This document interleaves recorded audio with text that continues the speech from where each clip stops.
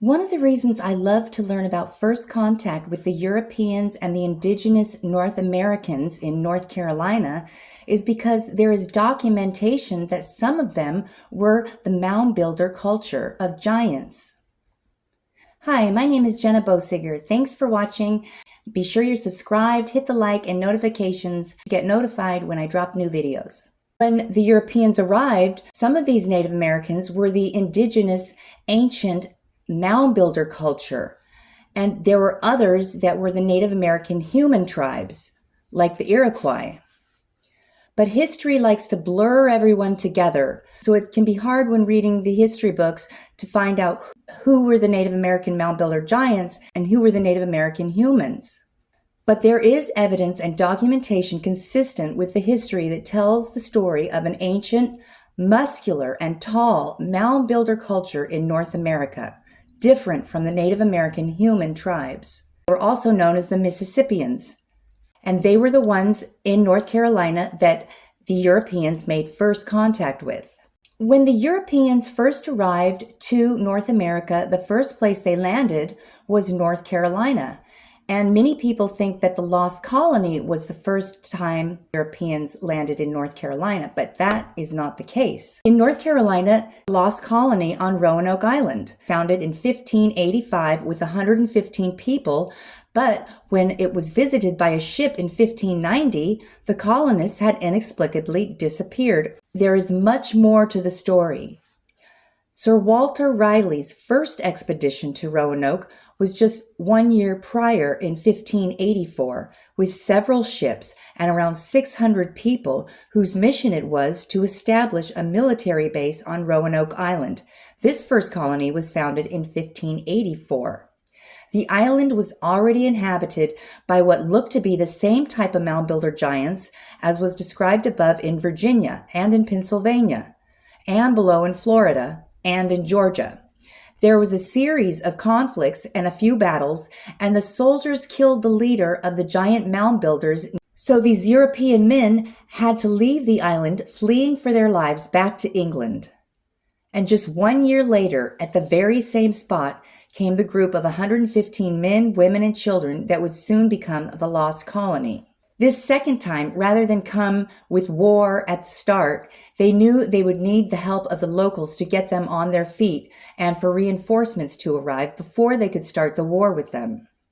Which is what they finally were able to do when they successfully colonized the first colony of Jamestown, because that was once part of the Powhatan giant mound builders territory. So how well do you think these new settlers would have been received when just 1 year prior, Europeans came and killed the leader of the mound builders? And even though this time they came with a new strategy for colonization, they didn't come as soldiers, they came as a group of 115 men, women, and children, but with the same intentions and orders to colonize the new land, to take it over and use it for their own purposes and replace the indigenous people. Blending all the Native Americans and indigenous people together is a very common thing that we did in history, and there's clear proof of that. Colonization is defined by the action or process of settling among and establishing control over the indigenous people of an area and then appropriating that place for one's own use. With the European system of leadership, there is a ranking order of commanders, and in war, if one leader is killed, there is always someone ready to rank up and replace them and move up the ranks. With the mound builder culture, when the leaders were killed, the culture would tend to fall apart or have a harder time staying unified and maintaining control of the people and culture.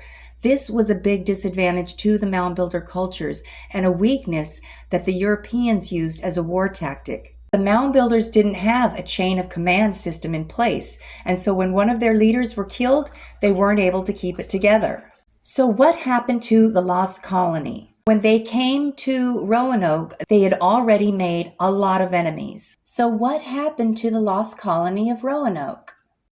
When John Smith returned 3 years later, he found Croatoan scratched into one of the trees, and on another wooden post were the letters C-R-O. It's almost as if they didn't have time to finish carving Croatoan in that post. And so maybe they were taken by canoes to the island of Croatoan, where there was another settlement with some other people, since they couldn't have survived on their own. So there was no evidence of a massacre. There were no bones found. So it's possible that they were taken by canoes to the nearby island of Croatoan and passed about by the natives and then sort of integrated into different tribes.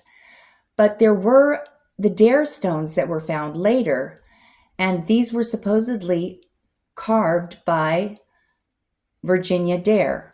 And one of the stones says, "Father, soon after you go for England, we came hither, only misery and war for 2 years. Above half dead these 2 years, more from sickness, being 24, savage with message of ship came to us. With small space of time, they became frightened of revenge and ran away. We believe it was not you. Soon after the savages said spirits were angry. Suddenly they murdered all save 7. My child, Aeneas too, were slain with much misery, buried all near 4 miles east of this river, upon a small hill. Names were written there on a rock. Put these there also. Savages show you this. We promised you we would give you great plenty presents." So that's probably what happened to them. They just were attacked by the mound builders that wanted revenge. It's likely to think that they weren't the best, most gracious either, because they thought of everybody in this new world as being savages and barbaric, and their plans were to conquer them and take over the country because they considered themselves to be more civilized and basically better than them.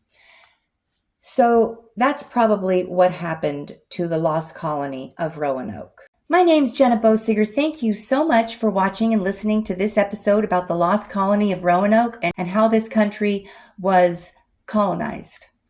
Don't forget to hit the like, subscribe, and hit the notifications. And until next time, bye!